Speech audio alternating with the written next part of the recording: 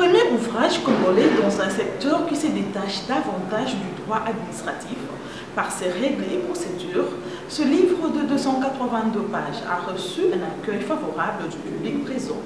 Publié en juin 2016 à Paris aux éditions L'Harmattan, il a été présenté devant environ 200 personnes, dont des scientifiques, des journalistes, des entrepreneurs, des députés et autres politiques. Pour le professeur de droit Jean-Marie Mboko, qui a fait la recension de l'ouvrage et la présentation de l'auteur, cet ouvrage couvre tous les aspects des marchés publics.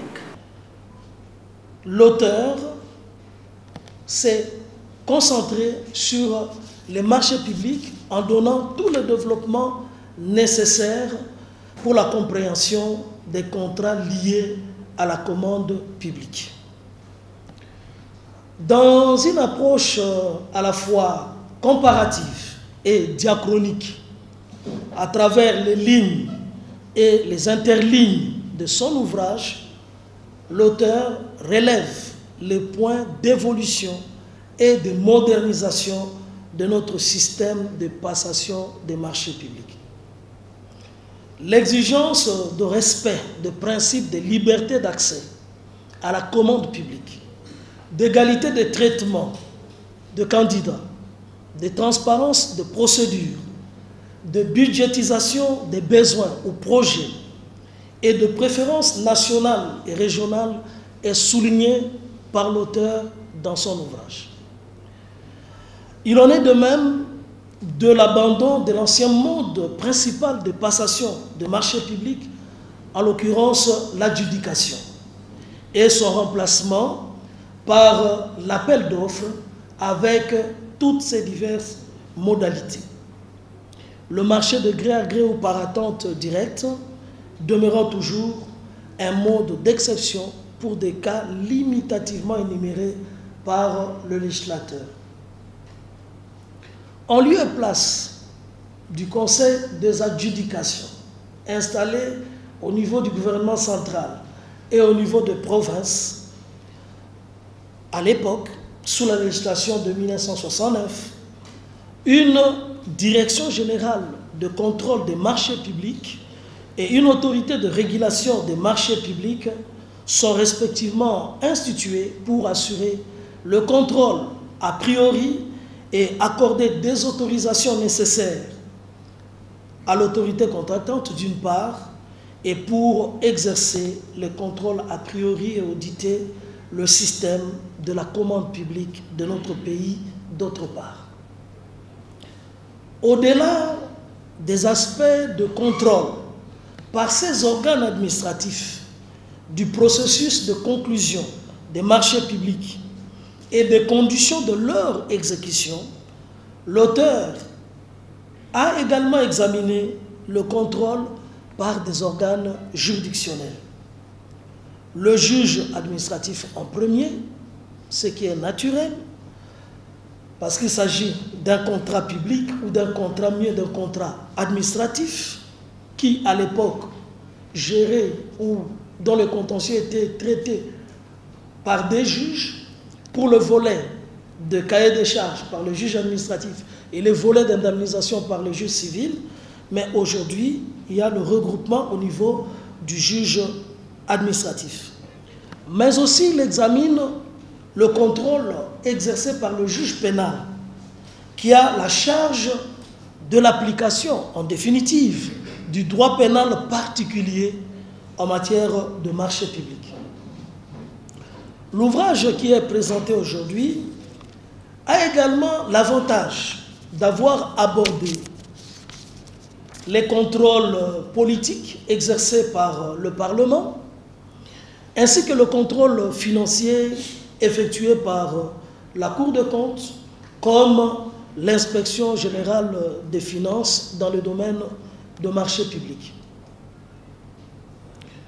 Et enfin, c'est que je pourrais dire, en juriste maîtrisant tant l'approche juridique que l'approche sociologique, l'auteur termine son ouvrage par un chapitre réservé aux pratiques en marge de règles applicables au marché public. en dépassement de lege lata. Et il saisit l'occasion pour faire des suggestions s'inscrivant dans le cadre des lege ferenda, pour améliorer encore le système de passation de marché en droit positif congolais. Comme on peut se rendre compte très rapidement, à travers ces quelques mots, qu'on est en face d'une œuvre complète sur le droit congolais des marchés publics, qui couvre tous les éléments de passation, d'exécution et de contentieux sur le marché public. Cher collègue Jean-Louis Essambo Kangache, tout ce que je peux dire à l'instant, bravo. L'auteur qui dénonce l'immoralité qui a élu domicile dans les domaines du marché public a voulu participer, dit-il, à travers sa publication, à la vulgarisation de règles qui encadrent la commande publique afin de combattre la corruption. Notre législation actuelle a prévu pour principe le marché par appel d'offres. Et le marché de gré à gré est subordonné à un certain nombre de conditions, notamment l'autorisation préalable qui est donnée par l'autorité compétente. Qu'est-ce qui se passe en réalité? Il se passe que, profitant de la brèche donnée par la loi, la plupart d'entrepreneurs préfèrent le marché de gré à gré que le marché d'appel d'offres qui, lui, fait appel à une concurrence, à une publicité, à la liberté d'accès à la commande et à la liberté d'accès à toutes les informations nécessaires. Et justement, lorsqu'on recourt au marché de gré à gré, c'est pour éviter un principe exigé par la loi, c'est l'accès libre aux informations. Le plus souvent, les titulaires du marché sont bénéficiaires des informations privilégiées avant que le marché ne soit accordé. C'est ce qu'on appelle le délit d'initié. Donc, ils préparent leur dossier d'appel d'offres après avoir été informés de ce qu'il faut faire. Et on retombe sur ce que j'ai dit tout à l'heure, c'est la pratique triangulaire.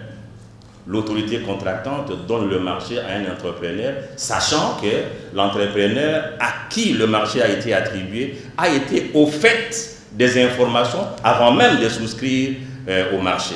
Et donc là, il est important qu'on puisse moraliser le secteur de la commande publique. Effectivement, le problème de contentieux, il est réel. Aussi, cher collègue Katamwe,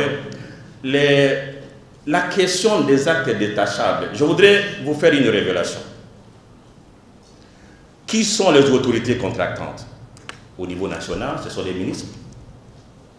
Ce sont les ministres, pour prendre le cas du gouvernement, et aussi les responsables des institutions parlementaires. Au niveau provincial, vous avez le gouverneur, vous avez les présidents des assemblées provinciales, qui au départ sont les autorités politiques. Et en tant que tels, vous comprenez ce que je veux dire par là, ils ne peuvent pas accorder le marché à des personnes qu'ils ne contrôlent pas. Et généralement, ils profitent de cette théorie d'actes détachables pour réduire l'efficacité de la technique d'appel d'offres au profit de la technique de gré à gré. Vous comprendrez que je ne puisse pas épouser toutes les questions. Il y a beaucoup de non-dits dans ce que je viens de dire. Je souhaite que vous découvrez les petits commentaires que j'ai faits à ce sujet. Il y a une année, j'ai pris le risque d'écrire sur un domaine inexploité, c'est le droit électoral congolais. Je récidivais avec le droit de marché public. Ce sont mes réflexions, ce que j'ai pu vivre, ce que j'ai pu constater, que j'ai mis à la place publique. Certainement qu'il y a des universitaires, notamment des collègues, qui ne vont pas partager tel ou tel autre point de vue que j'ai développé. C'est ce qui fait la beauté de la science. Là où je me suis arrêté, d'autres peuvent approfondir. Mais en même temps, nous devrions avoir à l'esprit que écrire un livre, ce n'est pas facile. C'est mon premier livre en droit administratif. je voudrais rendre hommage au professeur Boundouawé, qui nous a enseigné et qui a été le premier à écrire un livre sur le droit administratif. C'était en 2007, si ma mémoire est bonne.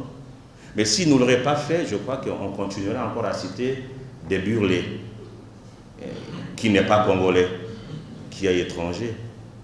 Et donc, à la suite des aînés, il faut que nous, de la génération nouvelle, nous emboîtions le pas.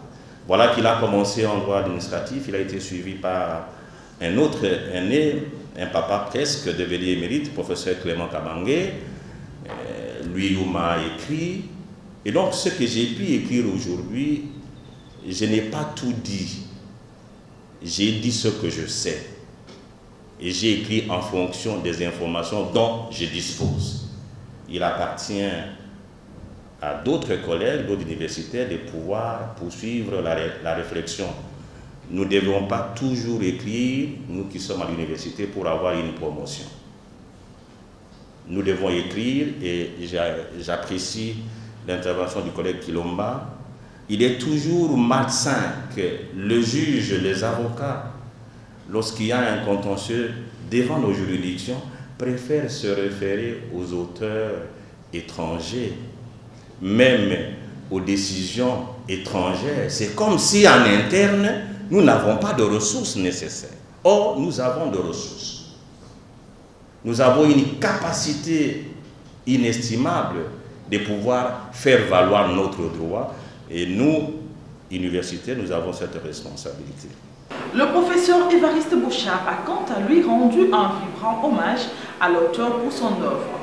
Les mérites de l'ouvrage ont été présentés de manière on ne peut plus brillantissime par les collègues Mboko, que je voudrais à mon tour remercier pour le temps pris afin de sonder la profondeur de mer, mesurer la vitesse du vent et vérifier l'opacité transparente de vœux qui étranglent le droit.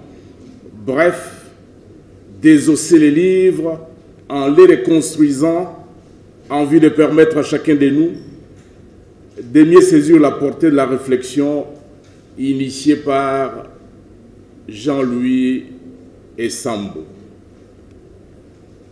Le professeur Jacques Joly n'est pas là, je lui ai toujours dit, il faut rendre hommage aux collègues pendant qu'ils sont vivants, au lieu d'attendre les oraisons funèbres qui ne sont pas entendues par les collègues, mais qui sont prononcées pour nous faire plaisir à nous-mêmes.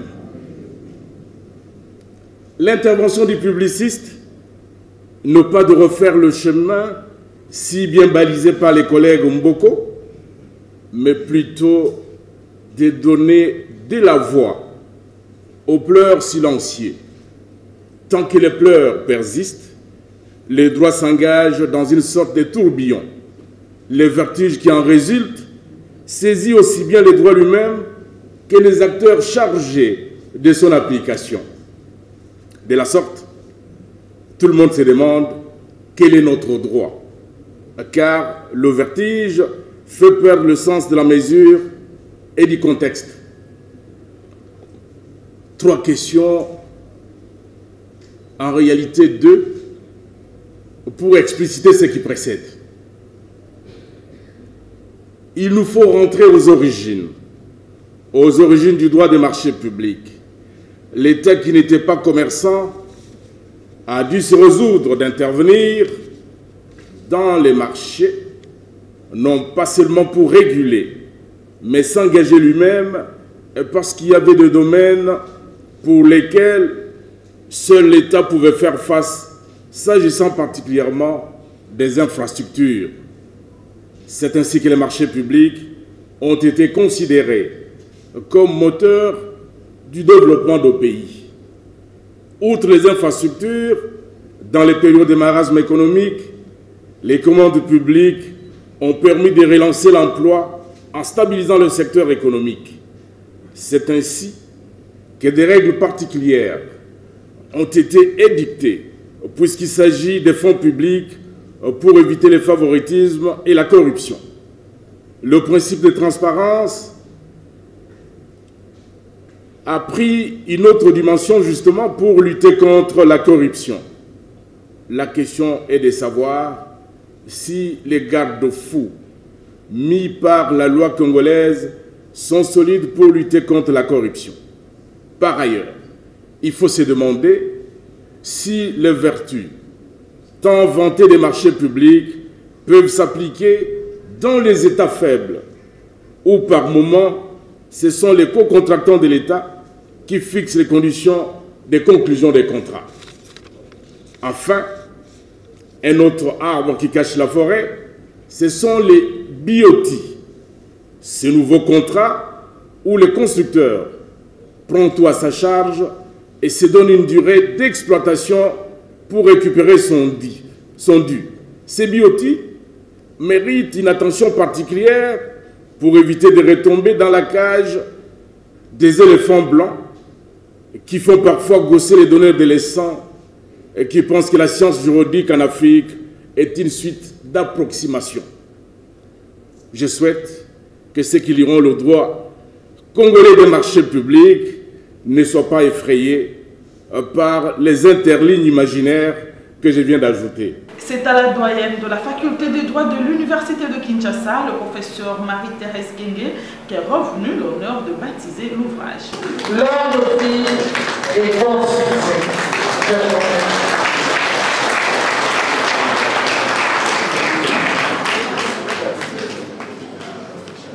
L'auteur, qui a fait le constat de l'inobservance de règles en matière de commande publique, estime que la loi n'est pas assez dissuasive car elle favorise plus les amendes au lieu de peine de privation de liberté contre les délinquants.